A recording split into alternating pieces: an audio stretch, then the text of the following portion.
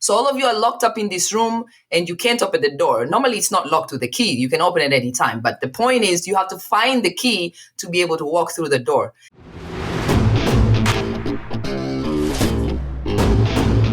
And now, coming to you from the K2 studios in San Diego, California, it's the world famous Kris and Kristine Show. Hey, what's happening, everybody? How are you doing today? Thank you so much for listening, and I am Kris. And I'm Kristine, and welcome to the 97th episode of the Kris and Kristine Show. You almost forgot what episode we were on. I know. I had to think for a second because I was like, wait, are we at the 100th already? No, we're only 3 weeks away. We're almost there to the big 100 episodes. But truth be told, don't tell anybody.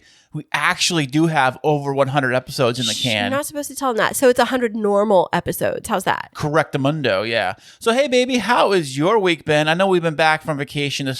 Our first full official week back to regular life. How was it for you? Oh, gosh, it was super busy. So I did go back into the office for 2 days because we're in a hybrid rotation. And it was very busy getting the kiddos back to their other parents' houses. And on Monday, I had to drive up to Universal Studios and drop Ezekiel off with his dad. Wait, you dropped him off up there? You didn't stay up there and hang out? Of course not. No, I just dropped him off with his dad for his vacation with his dad. So Ezekiel is spending time with his dad up at Universal Studios for like the weekend or the week or something? They went for 3 days. They're home now. Yeah. And so he had a really great time, but I dropped him off and then I drove back. But then other than that, I was mentioning last week on the podcast how I started Kristine Smith Designs, the wedding and event planning and floral design business. And it's going like gangbusters, babe. It's so busy. I only have one date left available for the entire year of 2021. Wait a second. So people have booked every day this year? Not every day. I have specific dates that I'll do it, and it's like up to 2 per month. And I'm completely booked. And then I already have, I think, 4 events for 2022 booked. No way. Yeah. That's amazing. Thank you. Hey, speaking of being real busy, I know you took off to the flower fields up north to get some flowers. And you took some flowers back here and you designed your little flower things. And what do they call those flower designs? What are they called? Well, I was doing a styled shoot for my website and for my Instagram because when you're on social media, it's really important when you're like a service-based business like a florist that you actually show people what you're capable of and show them your process. And so not like copy somebody else's photos. Right. Yeah. You don't just like say, oh, look at this person. But one of the pieces of feedback that I received from one of my brides is they really love to see some of my more recent designs, especially with the COVID shut down on so much of the wedding industry. Some of my stuff I had a couple of elopements that I did in the middle of COVID, but a lot of the stuff was from before I started my doctorate. And so you're right. I went to Trader Joe's, and Trader Joe's, for those who do not know, what is Trader Joe's? Trader Joe's is a store. It's kind of like a foo-foo store, where not like Whole Foods, but it's like more organic and like locally sourced kind of stuff. But they always have great flowers at the front, and they're really reasonably priced. And so if I don't want to go to a wholesaler and get like a huge bundle of flowers, I can go to Trader Joe's and, drop $20 or $30 and get enough to make a couple of bouquets and arrangements. However, after I went to Trader Joe's, the flower bug bit me. Not like literally. There's a bug in a flower and it bit you? Yeah. Is it swollen now? Well, yes, my heart is swollen because I love flowers so much. But I had to put in a big order for one of my weddings. And so I drove up to Carlsbad. I have one wholesaler that I work with, but another florist, actually the one who did our wedding, told me that there was another company that I could go with where I might potentially save money. And so the wholesaler I had been using, I requested to talk with them. I hadn't heard back. I actually haven't heard back for a week. And I was like, you know what? I'm going to give this other place a shot. And so I drove up to their location. And the thing with the flower marts is they're only open from 5 a.m. until noon or 1 p.m. What? So they're only open during the morning? They are, because they get the flowers in fresh. Oh, right. That's when they pick the flowers, right? Well, they get the flower deliveries in straight from whatever airport. They're right up by Palomar Airport Road. And so a lot of those deliveries are flown in, huh? Oh, 100%. Yeah. So when you go in, when I went into this building, and shout out to Ramirez Wholesale, which is where I went up and was able to go and select the flowers from, they're in this International Floral Trade Show building. So when you walk in, there's like 14 different floral vendors that you can choose from. And all over, there's like these different stalls you walk into. So imagine a huge warehouse and like a walkway with like the yellow paint like you would see on like the street or whatever to mark off like don't walk in these areas. But it marks off each of the different flower vendors. And so you walk in, there's like 14 different flower vendors. And so you can go to one and pick what you want. And if you don't see what you want there, you just walk over to the vendor 10 feet away from them. So it's like the Amazon of like flower stuff. But kind like of, but it's all person. there. In person. Everything's in buckets. They have these huge refrigerators that you can just walk into. Oh, nice. So Ramirez Wholesale gave me a tour of their cooler section. And I kid you not, there had to have been like, I don't know, maybe 3,000 roses in like different bundles. And it was like a florist's dream there. And so they had stuff on their floor and then in their cooler. And so I picked these flowers up. They're dahlias. They're only in season during a certain time of year. And I saw these and they were as big as the palm of my hand. No way. They were huge, like a big sunflower, but so much prettier. Fantastic. What color are they, by the way? Well, they're called Cafe au lait, which of course attracted me like, ooh, coffee, Cafe au lait. But they were, depending on the flower, some of them were cream on the center with like slightly yellow what flavor were they again? This was a non-fat vanilla latte. No. So some were white with like slightly yellow tips, but then other ones were white with like a little bit of a brownish kind of beige tinge. And then other ones were white with pink. And they were so beautiful. And I got these like orangey colored smaller dahlias. And so I ended up spending like, I don't know, $30 or $40 on additional flowers. And then I brought them home, and that night I was just playing with flowers. And then the next day, so this was on Wednesday night, I decided to go out to Sunset Cliffs and do a styled shoot of all of my flowers. So I took my car, took my wagon full of my supplies, just found a really great spot where I had a view of the ocean, and put out my bouquets I'd already made some additional bouquets, made some garlands, had fabric, set it out, styled it up. And if you go over to my Instagram, which is Kristine Smith Designs, it's Kristine with a K, you can see some of my ocean view, beautiful floral designs. And I was just so happy. I think that like working with flowers helps me stretch a creative muscle that I haven't been able to stretch for a while because I've been so focused on like work and school. Oh, that's fantastic. I have a question about those flowers down there. Sure. Did you happen to sell them off like people sell to like you see a couple walking by and they'll sell you a rose, the lady will No, I didn't sell them. I did give them. I gifted the bouquet. So I had 3 full bouquets, and then I had bundles of other stuff. Like I had a bundle of lavender that I'd done a photo of, and some greenery and stuff like that. And people were walking by and I offered it to them, and it just made people's day. Did they take it? Or of course. Like the first few people, they were looking at me. I was like, it's free. I just finished doing a shoot with them. I don't want to toss them. And the thing is, too, with flowers, they do die, but but the photos will last forever. Exactly. And so for me, for business purposes, I just needed the photos, and that makes it like fulfilling its obligation for business purposes and tax purposes. And there are your flowers. They're not somebody else's flowers, which just makes it so much better and personal. Yeah. Also, I have one big question about these flowers. Where they come in, what countries, what part of the world do these flowers are from? Do they say where they're made? Or? Yeah. So what's really interesting on the roses is when you pick up a bundle of roses, every rose has a name.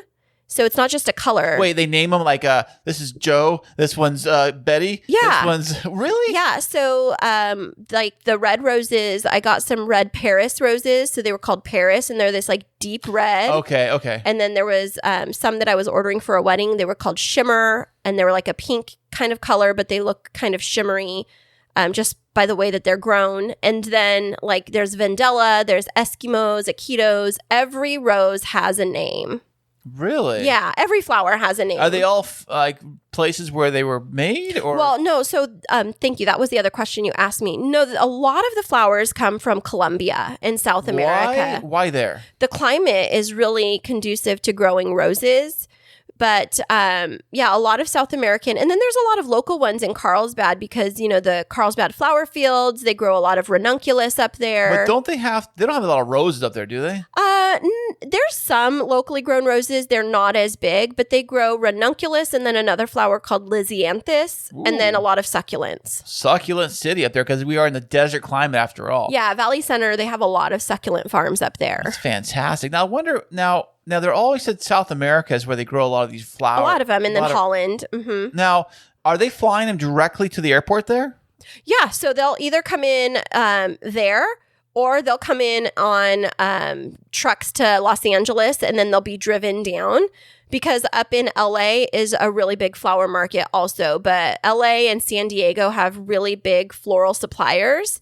And so, yeah, we have a really big market for it. And it's really interesting because if you live like in the Midwest, flowers can be a lot more expensive. Oh, yeah. I was going to ask you about that. How if you live in like, say, Kansas or something, how do you get flowers? I mean, same process, right? They get flown in from South America? Right. But the difference is like I can go directly to a wholesaler, and depending on where you live, there may or may not be a flower wholesaler. And so then people just have to go directly to like florists, or you order them online and have them shipped directly to you from growers in South America, which you can do too. It's just a little bit more convoluted because sometimes the suppliers specialize in just roses. And when I do a wedding, I'm getting roses, I'm getting ranunculus, I'm getting garden roses. Like they all come from different places. And the benefit of going through a wholesaler is I give them my order and they source it out for me. And then I just go pick it up and I get wholesale cost. And I don't pay tax until I resell it.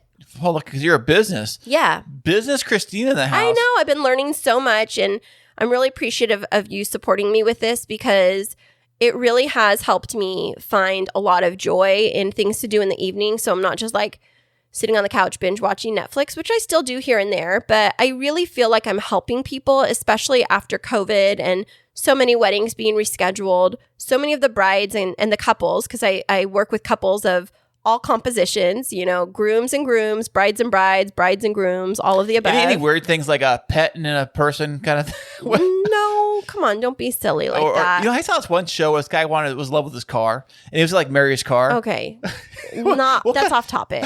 So the point is, I love helping people, and I love bringing joy through whether it's wedding coordination or floral design, and I'm just meeting some really lovely people. So yeah, that's how my week has been going, and work is status quo. I'm working on a lot of big projects and things like that, but that's about it for me. But what about for you? It was your first week back from vacation, right? First week back from vacation, first week back from doing anything. I mean, I was off for 10 whole days off. You come back, it's a hard adjustment, I mean, it's not super easy, but you get used to it. By the day 2, it gets a little better. But from day 1, forget. I'm like, oh, here I am, and drag my feet and trying to relearn all the different things you kind of like didn't have to think about until you come back to work. That's kind of what it's like your first week back. So I went through my first week. It's in the books. It's done.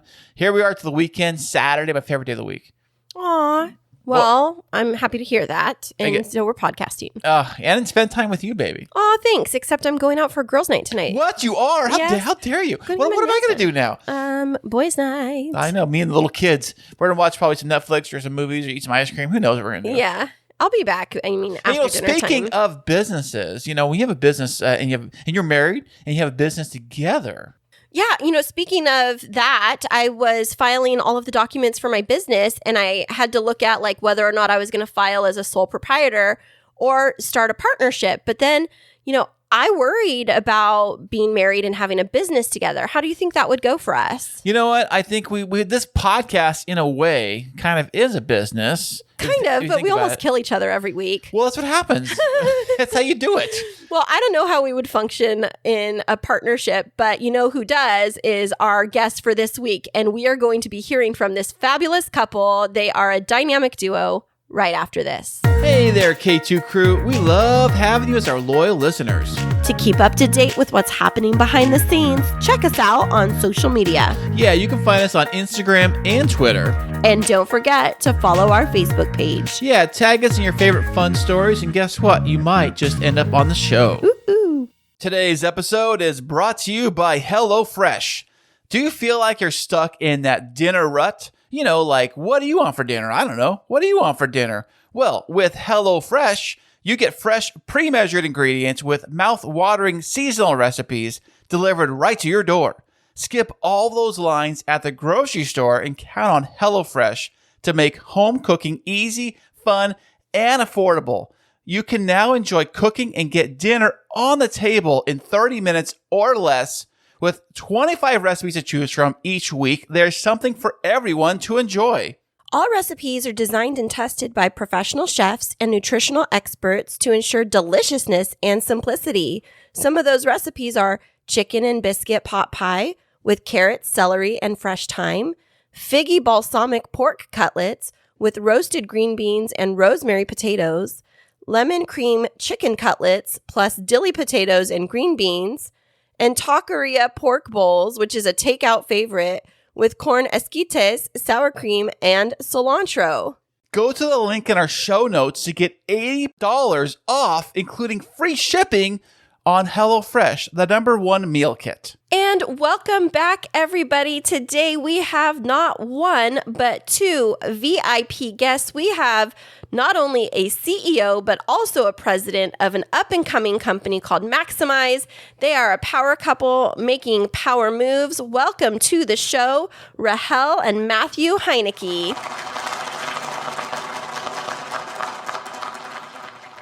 Thank you so much, Kris and Kristine. It's a pleasure to be here. Yes, it is. Thank you. Well, thanks, guys. Thanks for showing up today. We appreciate this. It's not guys, it's thank you, folks. Folks, I'm sorry. Gender neutral language. Yeah, it's true. I got to work on that. I know, we're working on that. It's our equity language. Every couple has their things they're working on, right? Right. We're doing the same thing. So, yeah. Wonderful. Well, where in the world are the two of you joining us from today? We're in the Piedmont Triad area of North Carolina, so it's kind of the upper central region where Winston-Salem, Greensboro. Fantastic. I was in North Carolina. Actually, now it's been a long time I think about it. Don't date yourself, old man. I know, but the last time I was there, I was in Asheville and went to that castle. Is it the Biltmore Mansion? Yes, Yeah. the Biltmore. That was the last time I was there. Was that pretty cool, Kris? Oh, it was pretty awesome. It was like being in a big castle. Like you actually would love it because I felt like I was in one of those like castles from Downton Abbey. Yeah, all that stuff you like to watch. Wonderful. Yeah, we've been in that area. I think Asheville. We actually got married not far from there, but we haven't actually got a chance to visit the castle yet. We didn't. No, I haven't done that yet. Mm-hmm. Well, speaking of being married, how long have the two of you been married? It's been 5 years. Woohoo! 5 awesome years, man! Wow. Yep. So you're still quasi newlyweds. Yes. Is that still considered a newlywed if you're like 5 years in? I think anything under I 7. know, right? You must have me. I don't know. I feel like we're newlyweds. Yeah. Oh, that's so sweet. That's so sweet. Well, how did the two of you meet? We met online. Mm-hmm. Oh, okay. So was it, now we still say met online. There's a few different ways you can go. You can go like, they followed me on Instagram, or maybe they were in a chat room, or maybe it was an actual dating site. So how was it for you guys? It's definitely a dating site. Oh, awesome. Well, so did Kris and I. We met on Match.com. Which one was your guys's? It was Tinder, actually. Woo! Look at that. You know what? Fire. I have several friends that have met their spouses on Tinder, and I think if you do it right, then you can find true love. Well, Absolutely. I love to hear Tinder success stories. Exactly. And so the two of you have been married for 5 years and you live in North Carolina. But let's dig into a little bit more of your background. If I can ask some individual questions, can you, Rahel, tell us a little bit of your personal and professional background? Yeah, so personally, I am originally from East Africa, Tanzania. But I left my country when I was 10 and then moved to Europe and grew up there until my late teens. Oh, wow. And then I moved again from there and went to Kenya for some time, and then to Canada, and then to the United States. So I'm a bit of a traveler. Love it. Career-wise, well, I came to the United States because I was going to school for industrial design. So I got my bachelor's in Columbus, Ohio. And then I got my master's in Savannah, Georgia, doing design still.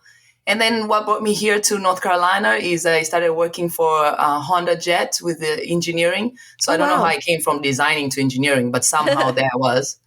And it's been like that since I've stayed in engineering for a while until I met Matt, and now I'm doing other things. Oh, wow. That's amazing. So you worked in the engineering field. Is that what I heard? Yes. What kinds of things did you do in that line of work? So I was a manufacturing engineer for the interiors of the aircraft. So my master's is interiors and furniture design. So I kind of is a combination of design and engineering is what I was doing for the aircraft. It's been aerospace for the most part. So Rahel, you were doing the design for within these commercial airlines or what? No, they are all private executive aircraft. Yeah. Okay, so I was gonna ask you, why are the seats getting smaller and smaller? I can't answer that, but I think Matt can answer that because he was with that at some point. That's true. Yeah, I worked at BE Aerospace, which is now called Collins Aerospace, and they did all the interiors for passenger class and business class and passenger class seating. And so, yeah, they're getting smaller because the seats cost some money, and the weight of the seats. And I mean, what I mean by cost is that the more seats you have, the more people you can put on an airplane, so they can make more money. But doesn't it make it heavier though? So like, doesn't it kind of offset like the fuel you got to use? It does, but really the airline's goal is to fill those seats, fill the airplane full. I guess the more people you can put in, the more money you can get, so it can pay for that fuel. That makes sense. But I was going to say that the easy answer would be that the seats are getting smaller because they don't have the expertise of Mathew and Rahel, advising them behind the scenes. That's exactly what it is. But thanks, Rahel, for telling us a bit about your personal and professional background. Mathew, do you mind sharing a little bit about you and your background? Sure. Yeah, I grew up in Salt Lake City, Utah. So I'm a mountain man. Spent a lot of time playing sports and being outdoors growing up. And then I went to the University of Utah, got my degree in mechanical engineering because I like doing art. So I took some art classes, and I like science. I took some physics. And I said, well, I like, both mixing those together. Engineering seems like it's a little bit of art and science. So I went that route and lived in Oregon for a couple years, and then Southern California. And then moved out here it's been about 16 years. I think we've been out here in North Carolina. So wow. Where in Southern California did you reside? I lived in, it was called Foothill Ranch, which is in Irvine. So it's Orange County. We're in San Diego. That's why we ask. We're SoCal people. So, I drove through that area last night coming back down from LA, but nice. Southern California, heart. Love it. Go ahead. Sorry. Oh, sorry. I was just saying, yeah, we'd go to San Diego all the time. I remember we saw the aircraft carrier down there and the Gaslight District and all that. Oh, yeah. We used to go. Yeah, I used to take the kids down there.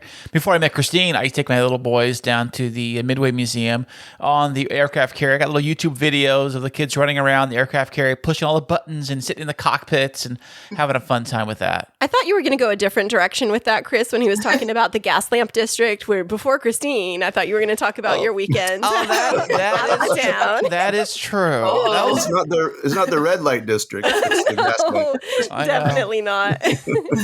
Well, so the two of you reside in North Carolina, and it sounds like you both have some similar backgrounds with like some artistic and creative stuff, and then also the engineering background. And then you met and got married. Do you have kiddos?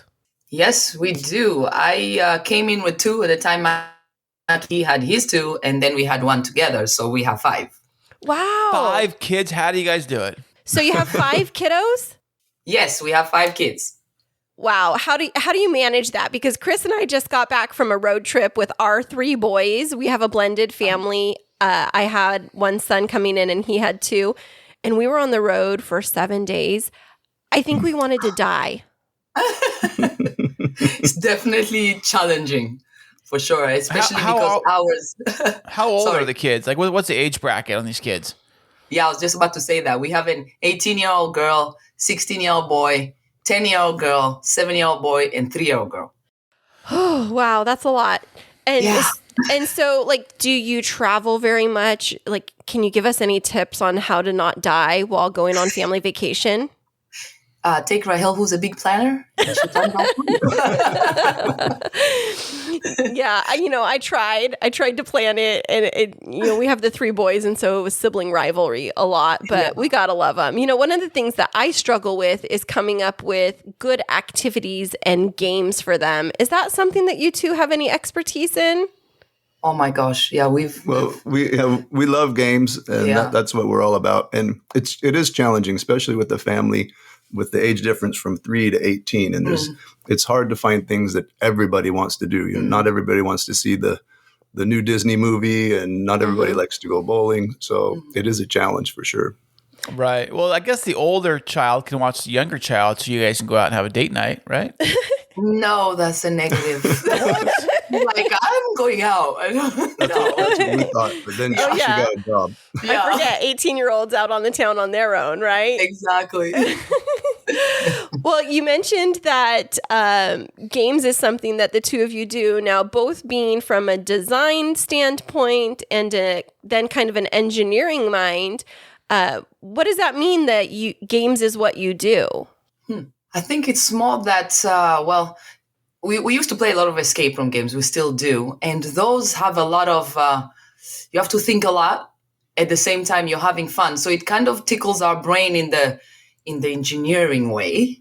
And then just having fun while you're thinking at the same time was kind of an interesting mix of things. And I mean, we enjoy board games and things like that, but it's just thinking, really. It's the complex thinking, I think.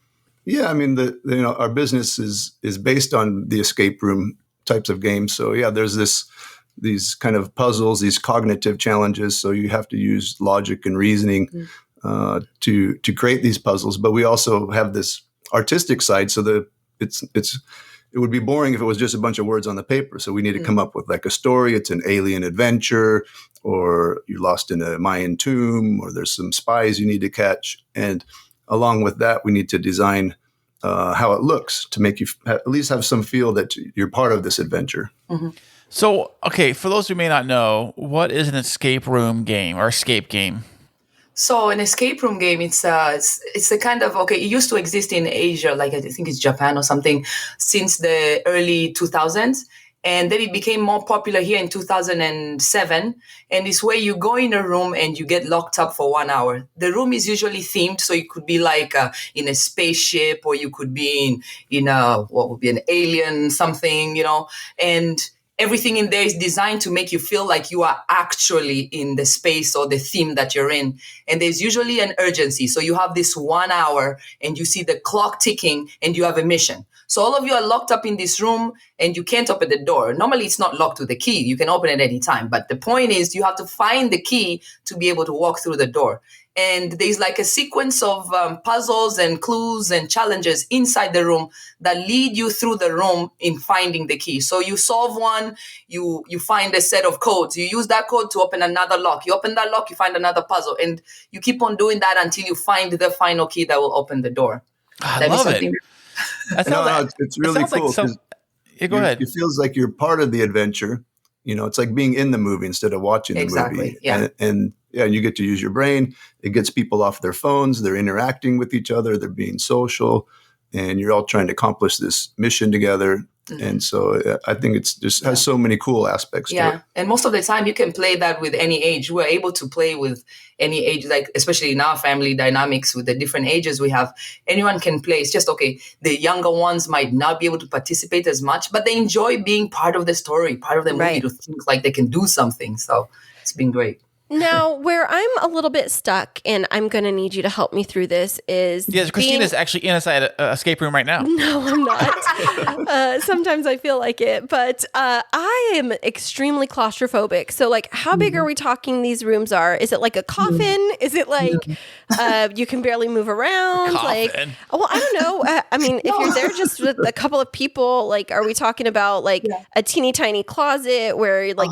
It's in a porta potty. Well, no, because I've never actually, I'm going to admit this, and this is being recorded. I've never been in an escape room, and I've been petrified of doing it because of the claustrophobia factor. That's very interesting. So to answer your question, they can be any size. It depends on the theme. Like once we were in Vegas and we were in a coffin, Matt and I. Yeah. And we were alone, and there was gosh. just a little hole between me and Matt so we can see each other with one eye. And and it's dark. So it just depends on the theme. But we've been in some places where it's pretty big. It's a big room, like a pretty big room. It's like if you're sent back in a castle back in the day to be wide open with everything like in the medieval times, So the space depends on the theme. They make it really theme related. But to answer your second question of the fear of space and being enclosed, it's something we also noticed in our business, that most people we ask, have you played an escape room? The reason why they haven't is because they don't like this being locked up in a room. Right. So actually, Matt and I, just before COVID, we had removed that concept. There was no rooms. We took those away, and we just kept little stations that were still themed, but you didn't have to fear about being locked up. There was no lock. Your goal was just to go through this little cabinet box and find your way inside of it. That was it. And so, yeah. Yeah, it was kind of like turning an escape room inside out. So instead of trying to break out of it, you were breaking into it. Yeah. Oh, interesting. That's a good idea. I've been to a professional learning session because I'm in education where they did this. They called it like an escape room scavenger hunt, and we had a toolbox, and there was different puzzles we had to solve. Is that kind of like what you're talking about, where it was like you had like 30 minutes to go through these different things and work as a team? Is that kind of along the lines of what the two of you do? Yeah, I think it's very similar. And in fact, we even had a version of ours that was similar to a scavenger hunt, where you would go to different places and solve puzzles along the way. Yeah, I think the only difference I'll say with the scavenger hunt, one is you're walking around a bigger space. You're not locked up in one area. Oh, yeah. But also the type of puzzle sometimes is slightly different. I feel like the ones in an escape room, there was a bigger variety. The ones in a scavenger hunt felt more like find this flag. It's like find it among this, like a rumble of things there, and you have to find a flag inside of it or something. So it's kind of hidden. But the challenges in the escape room are more like you have to think a little bit outside the box. You have to make things relate or find how they relate instead of just looking to find something just to find it. Are the two of you fans of the show Big Brother or Survivor? I've watched it. Okay, what you're describing sounds like some of those challenges they do on those shows. Yeah, I think I've Similar. Yeah, I've seen both of those shows, and I used to watch Survivor a little bit when I was younger. Well, it sounds like you're talking about this concept of like challenges and having people like learn and bond through challenges. And so I read in your bio that Rahel, you're CEO, and Mathew, you're president of a company called MAXIMYZ, and you've been talking about games. So can you tell us a bit about what MAXIMYZ is and like what your mission is? Mm-hmm. So MAXIMYZ is small. So we took that idea of escape rooms, and we realized through watching all these teams playing that when people walked into those rooms, they could be very different people, like the different ages, different nationalities, but they all forget what those differences are, and they just focus on, can we just get the key to get out of this room? And so we looked at that one aspect as well as how much they communicate between each other. And we could see something that relates to our relationship with Matt and I. We're very different. And so communication is what makes us stronger. So we were like, how do we combine the communication, strengthening communications, and forgetting our differences and just focus on a common goal? And that's what MAXIMYZ is. It's a tool that we have. It's where you play the game online, and it's to help teams better communicate and accomplish what their goal is. Forget the differences between us and focus on how these differences actually is a strength to how we can accomplish our goal together. So that's really kind of our mission. We're trying to get people to be more self-aware of the things they do and say, and get to know each other better, because through knowing other people is where you can better communicate. When you know what their background is, that helps you know how they're going to think through something. So that's kind of the overall. Would you like to add, Matt? Yeah, so I'll give you more. I'm more the details person. So I'll give you the details of the mechanics of it. And the way it works is that we do, first we start out with an assessment. So we'll assess the team, have them take a survey, and then we play a couple games together. And we use some artificial intelligence and some computing to analyze their communication. So we analyze the text from the transcript, and we look at 26 different areas of communication. Are they being encouraging? Are they validating each other? Or are they being discouraging? Or are they interrupting? Or are they monopolizing the conversation? You can see from the data that, one person spoke 40% of the time and two people only spoke 5% of the time. So it's really interesting to have that insight and that feedback from just playing a game. And then from there, we also teach things like psychological safety, emotional intelligence, personality discovery, and inclusive communication. And we ask them to practice those skills while they're playing this game. Yeah, I think I want to emphasize on that. I think that's one of our major things that we strive to do, is that right now teaching seems to be something you go to a class and watch someone, or you have a seminar for one day or a couple of hours and call it a day, and that's teaching.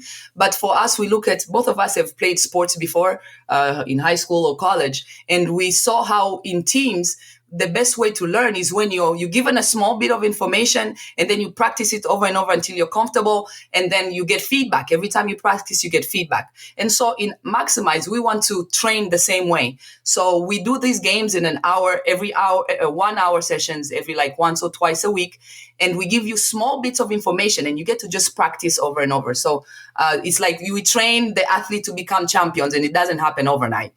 That makes a lot of sense. Now, I'm listening to you and I'm thinking about, Kris and I always think about the connection to this to us personally. And one of the things that we observed, as we were mentioning, we just went on vacation recently, and we're trying to navigate the dynamics of helping not only our communication to be strong in our marriage relationship, but also communication with our children. And what you're mentioning sounds like it could not only be a really helpful tool in a professional context, but to help families, and specifically blended families. Because if you think about it, you had these two different organizations, for a lack of better term, two different families that are coming together and trying to figure out how to become a new functional team.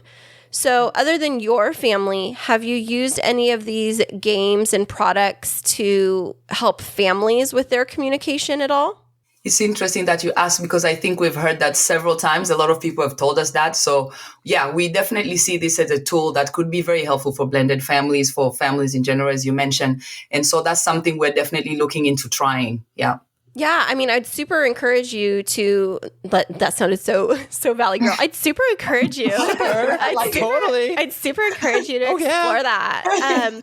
No, I'd really encourage you to explore that, because I think about when there's friction in our relationship, a lot of times it's because I'm getting too in my head and too serious, and Kris likes to keep things light and playful, and there's a miscommunication in that.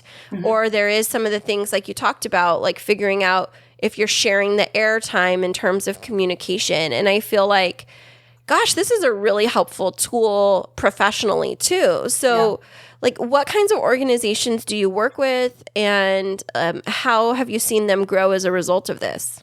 Yeah, so far we've worked with the healthcare, a lot of healthcare and construction companies.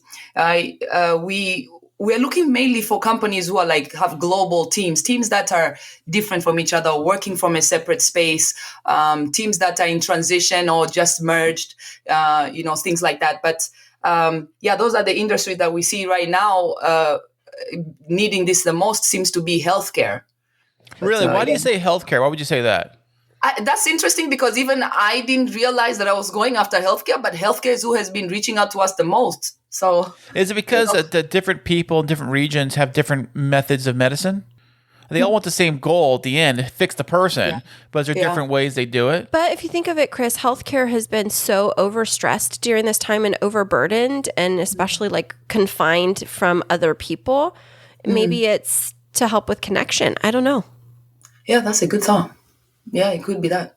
Yeah, I think, in healthcare, it's, communication obviously is very important, right? Because people's lives depend on it. We're not training surgical teams, but I think they might have that mentality. They understand the importance of communication, and that it's something that they constantly need to be working on in order to improve.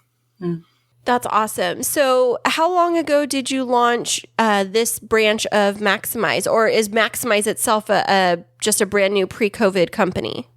So actually, MAXIMYZ concept was born during COVID, when we closed out the Mind Gym, which was where we had the stations without the rooms. COVID kind of forced us to shut that down because it was more of a place where you had to come and physically experience. Right. So the MAXIMYZ concept started in October after we went through an accelerator program, and we were made to think, how can we do this but do it virtually? And so that's where MAXIMYZ was born. And in February is when we actually launched officially, because that's when we had a product that we could actually sell. So since February this year. Fantastic. Yeah, that's super exciting. And so off of, in addition to MAXIMYZ, I believe you also have some type of is it a podcast or like a video channel that you do also? Yeah, so we interview people in our space and people who are interested in communication and culture and diversity. And we do the same kind of like you would do, a podcast and a YouTube video, and then we post the transcript to our blog as well. Well, you guys got you covered all the bases. Yeah. Trying to maximize the SEO. You're maximizing MAXIMYZ. There you go. Yeah, that's what to say. Well, so, on a little bit of a more personal note, as the two of you have navigated through this major business change in the midst of COVID, and you're married and your business partners working together, how do you maintain sanity? Because I know sometimes Kris and I get into creative differences and friction in the creative process. What's up with that, huh? But, since you all are the, CEO and president of fun, how do you navigate that and still be productive? It's definitely a lot of talking, a lot of communication. We kind of use our own product. We don't just teach it, but we really are living it, because we've realized or found out that we have different personality styles. Our cultures, we've learned more about our cultures. And now when we are talking and like Matt will say something, and in my head, I'll be like, well, he's going into the weeds because that's his personality. So I'm just going to calm down now, as much as I want to be like, shut up. Okay. Tell us how you really feel, Rahel. Exactly. So it's a lot of understanding, understanding each other deeper, as deep as you can get. And I really, really have to say, the understanding each other deeply is what makes our conversation easier to navigate. We don't argue as much because we now understand why he's thinking that way, or why he's talking that way, or how he's thinking, or maybe just what he wants at that particular time, because he's just expressing I just needed a hug. Okay, you could have just said that. So, guys don't express it too easily like that, Yeah. No, I agree with Rahel. It's really, a lot about just being curious about each other. And true, the more that you know or understand about someone, you understand why they said that or why they did that. And it makes sense to you. And I think also that we, learning more about the different ways that we communicate, and learning about these things like psychological safety, like emotional intelligence. Now I can kind of say, okay, how am I feeling right now? Am I getting angry? Am I getting frustrated? Maybe I need to not say that. Mm-hmm. Yeah. And then also it comes again to the common goal. I know that he loved me at the end of the day. He's only trying to do this to help us. He's not saying this to hurt me or to be against me. We're together as one unit, and that is the goal, is to stay together, keep on loving each other. So when you understand that and know that as a fact, doesn't matter when we don't agree, it's just delivery, it's just understanding where he's at. But I know our goal is the same. And do you find that mentality helpful for you when you're approaching working with different organizations? Because if you think of a company, it's kind of like a relationship, kind of like a family. Do you try to do that same thing, help everybody anchor into a common goal? Absolutely, 100%. That, in fact, in our games, they have one goal. Usually it's like, all right, find the code to this box or something. And everyone is focused on just finding that code. It is the same in relationship. It is the same in teams, in businesses. So yes, we definitely apply that to the teams we work with. Yeah, I think one thing that's been helpful for me that I learned recently is, when there's a problem and you can say, well, it's your problem or it's my problem, and you can sit there and argue back and forth. But when you take a step back and you say, there's a problem, it involves both of us. So now it's the problem for both of us to solve. It's not just your problem or my problem. Let's solve this problem together. Oh, interesting. Yeah, that makes a lot of sense, because the minute that you stop looking at it as some person's property, like labeling that problem as, property of Kris or Kristine or Mathew or Rahel, and you make it the object that you're solving, it seems like it would be a little bit easier to tackle. But that whole process of eliminating blame, it can be so ingrained, and especially in like organizational cultures where people are so used to, blaming their bosses or the bosses blaming the employees. Like, how do you navigate that through your process? Yeah, so it's just that between Rahel and I think we just take a step back and we realize, okay, what is the problem? Let's define it. And we both know that whatever the problem is, it's something that we need to solve. And by solving it, that's only going to take us further. And I think another big piece of all of that is honesty, is just being brutally honest, and saying things that you might be thinking or have done, and you're scared to share that with somebody. So that's kind of like the psychological safety part. Psychological safety says if you in a team, you want to be able to speak your mind, speak up, say what you think, whether it's a new idea or something that you think might be a problem, without being any fear that you're going to be criticized or condemned for what you just said. Mm-hmm. And to say about the problem, sometimes it's like you said, you have to say what is the problem. And I think I have a good example for when Matt and I had to do that. He likes to work all the way, like he will pick a topic and go dive deep real quick, like, we have to do this website. So he's going to do all the little pieces all really quickly. And I'm the one who has to look at the whole process from a higher point. So like one time we were looking at how to make this product the best product it could be. So I said, okay, Matt, let's stop. I'm going to write on the board all the processes that the customer is going to go through, so we can address each one of them individually and see where can we be the best, where can we do better. And he was like, no, I just think we need to pick one of them and just dive and get to it right now. We're wasting time just sitting over here talking about it. I'm like, wait. So, sometimes it's just define the problem. And then I explain to him, I'm doing this because I need to see the whole picture. But we know we want to make the best product. So when he understood that our goal is the same, we just have different ways of doing it, then he was able to just give me an hour and we walked through it. And then I heard what he has to do. And then we all jumped into the work. Do you guys find that be a very productive way to get stuff done when you guys have two different approaches to the same problem? Well, it causes for definite some moments of friction. Right. Yeah, that's a great question, Kris, because if I'm listening through like where we find struggles in our creative process, and I think Rahel, I'm a bit more of a big picture and like methodical planning kind of person. And just from my perception, it sounds like Kris, you and Mathew have a similar approach. So any advice you could provide to us that would help alleviate any of our friction would be very helpful. Well, it looks like you already solved the first part. You already know that it's different. So you recognize it. So recognition is the first step. Now you know that's what he likes to do, just like I know that's what Matt does. So we can accommodate each other. When those moments come, I know what he's going to do, and he knows what I'm going to do and why I'm doing what I'm doing or what he's doing. So any advice, also Matt? Also good to like really kind of play up each person's strengths, and because you're all going for the same goal anyways. But if Kristine's good at one thing, I'm good at another. We kind of can use those to combine forces and create the ultimate product we possibly can.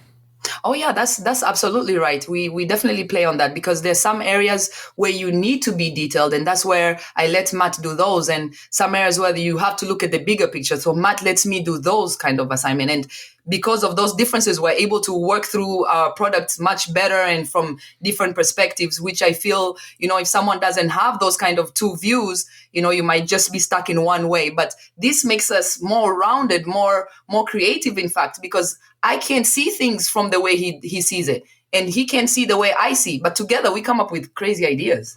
Yeah, and I think one thing that we've learned is that it's really important to define who does what.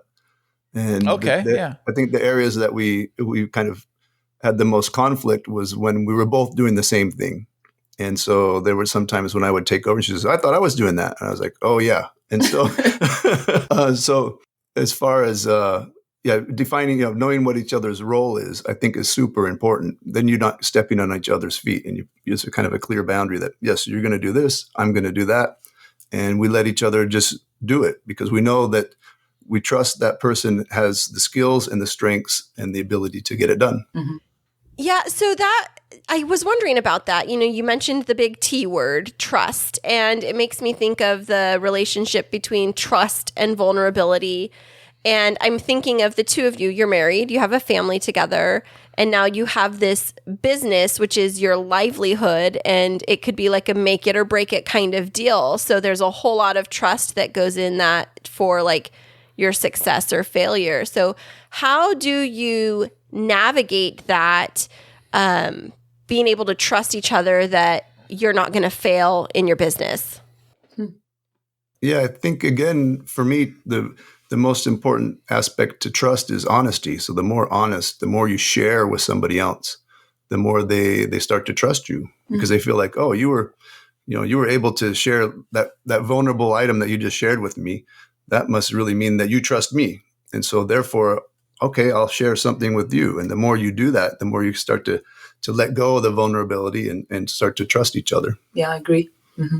Yeah, that's a really good point. And, I think that when I've heard, there's been some big news over the last 7 or 8 months of some high profile couples that were in business together, separating and, ending their business relationship. I think I know what you're talking about. Yeah. And so, I think I know. And so it just makes me wonder, I've always hesitated to go into the same line of work as my partner. And I even told Kris, I was like, I don't want to do a podcast on the long term. Dare you? Well, I said, I don't want to because I don't want to be that couple that goes into business together and then it becomes a business partnership and you lose track of the love relationship. And so how do the two of you find that you keep that balance, especially during COVID where we're working from home? Where do you draw the line between roles at home and that romantic relationship versus when to shut off the business? I think we set up straight calendars. It's like a schedule. It's really, we're going to work from this time to this time. When this time hits, you can't be working anymore. We're going to spend time with the kids. And it's tough at first. But also we take time with each other, a lot of time with each other whenever we can. We will have babysitter come and we'll take a night out and just forget about work. Let's just remind ourselves about each other, just why we enjoy each other. You have to remind us because sometimes we're working so much and I feel like you forget about you too, the two of us. So definitely having a schedule and keeping up with with our relationship at the same time. It's tough, but it's doable. So you're saying keep a schedule is good. Yeah. Yeah. And I'm, if it was up to me, I'd just work 24/7. Oh, man, yeah. You and Kris are like besties. Oh, my word. Yeah, me too. I'm thinking about it 24/7. Yeah. Yeah. I mean, I love to work and get things done. But she keeps me in check. And because she does love to plan and organize these things, that's great, because I'm not a big planner or organizer. So it works out. So I think also just letting the other person be them and do what they love to do, that's also an important part of the relationship, and not trying to change them or make them do it your way. Just let them do it their way and let them be happy being who they are. Mm-hmm. That sounds wonderful. And it sounds like the two of you have just such great knowledge, not only about relationships, but about business. And so where can our listeners find your business, find you on social media? This is your time to shamelessly plug yourself. Yeah, sure. So our company is spelled MAXIMYZ, MAXIMYZ. And we're on Facebook, LinkedIn, and that's our website, www.maximize.com. Oh, fantastic. That's awesome. And so if our listeners are interested, they can reach out to you for professional services around MAXIMYZ for team building and learning through play. Is that correct? Yeah. Team building, improving communication skills within teams, improving culture and understanding of each other. And also, we're happy to partner with any other leadership coaches or coaches or companies who provide training as well. Wonderful. And it sounds like you have a really great product to offer to our listeners, especially as some companies are only now starting to think about coming back in person. The fact that you've been able to innovate in the middle of a pandemic and come up with a completely virtual product to support with that communication piece and team building to transition teams back more effectively just seems like it's such a great option. Yeah, definitely. It's definitely a good option if teams are coming back together and you still want to keep those relationships strong. I think it's a great way to go right now. Yeah, with this kind of hybrid work that they're talking about, it's going to be uncomfortable for people. Mm-hmm. And there's they're talking about the great. I don't know, but it's not migration. The great migration. The great resign. Everybody's resigning now, and so you're going to have you're going to need to hire new people, and they need to be, brought in and feel like they're included and they belong. So I think our product is great for that. Have you guys seen any challenges with people coming back to the workforce, people coming back in person with your product or services? Have you had any situations where they kind of like, we're all coming back, we've been out for a year plus, some people have, they're coming back to the office.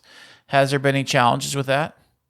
For us or for the businesses? The businesses, because you say you train other businesses. It says you train. Right. So when you're working with the organizations and they've been doing the online interactions with you all as they start to transition back, have you heard any feedback that there's been like bumps in the road? The only thing, we spoke to someone today who said that people want to be able to see each other face to face. But there is that uncomfortableness when they do come back to the office. They're not used to seeing each other face to face and being together, but they do want to do more things together. It's kind of weird. It's like the feeling you get when you've been on a deserted island and you come back home and you're like, "Whoa, what's all this stuff?" Yeah, it's kind of like the first day of school feeling. Oh, that too. Yeah, first day back to school, being out for summer, and you come back to the classroom, and you gotta like take notes and use a pencil. What's this thing? Yeah. So what would be your best advice to all of our leaders that are listening and employees as they're transitioning back, whether it's to hybrid work or in-person work? What would be your tips for surviving the workplace and thriving post-pandemic? Yeah, I think just be patient for one. Anytime you make a change, your brain is so used to doing things a certain way. And it kind of creates these neural pathways that get stronger and stronger. And so anytime you change your environment or change the way you do something, your brain will resist because it's hard work. It's exercise to make new neural pathways.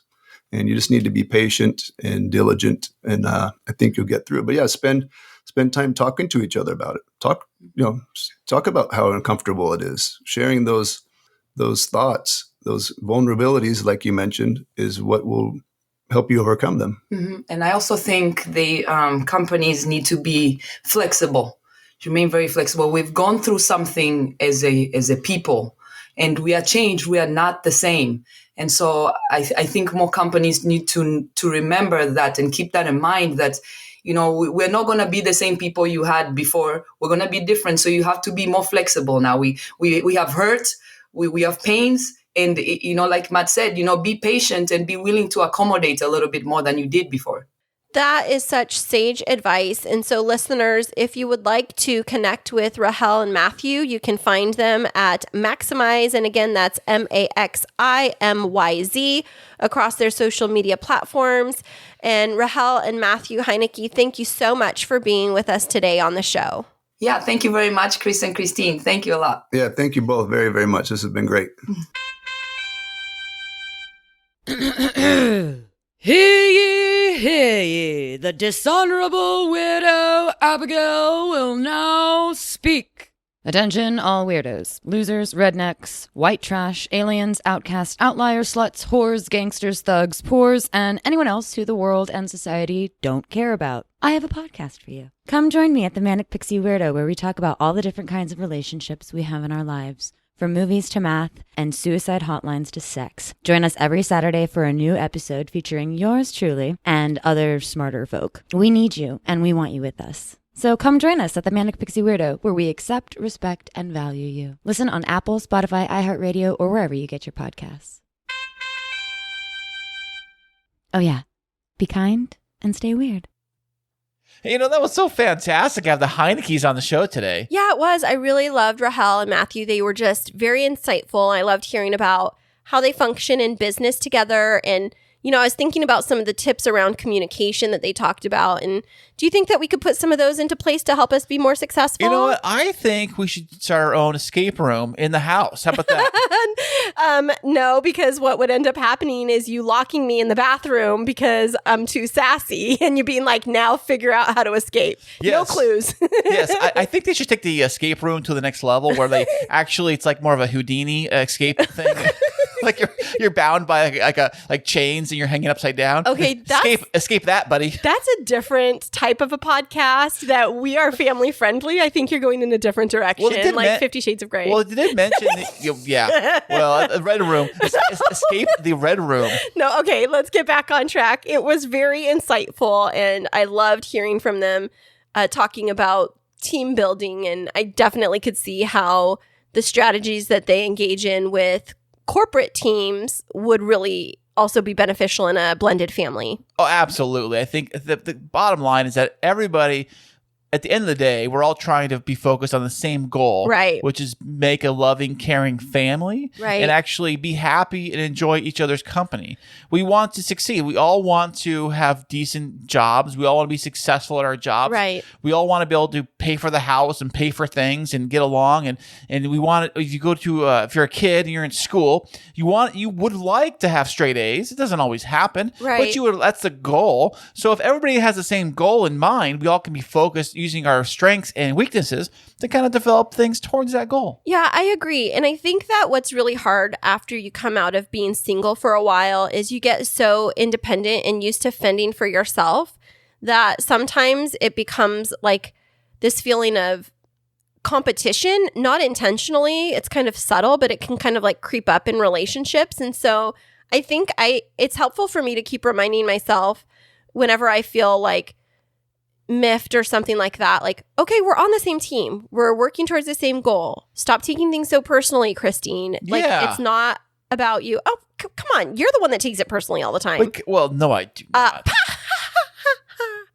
Yes, you do. Well, if you say so, baby. Yes, I do say so. And what I say is the truth. So if you'd like more information about MAXIMYZ and Rahel and Mathew Heinecke, then you can definitely check out our show notes. And I think that they have a lot to offer for corporations, especially as we're, looking at this COVID recovery for businesses. And, one of the things that I'm trying to be mindful of as I go back to the workplace is how to help navigate that, kind of hybrid environment where some people are away and some people are in person. I think that tips like this are just so helpful. It's fantastic. And I got to drop a good old fantastic. I've done that in a while. And if you want to find out more about the famous Kris and Kristine show, you can go to our website. That is www.krisandkristineshow.com. And that's Kris and Kristine with K's. And we will be back with another fantastic episode next week. Remember this week that life is too short to wake up in the morning with regret. So love the people who treat you right, forget about the ones who don't, and believe that everything happens for a reason. If you get a chance, take it. If it changes your life, let it. Nobody said that it would be easy. They just promised it would be worth it. Thanks so much for joining us. I'm Kris. And I'm Kristine. And until next week, keep moving forward.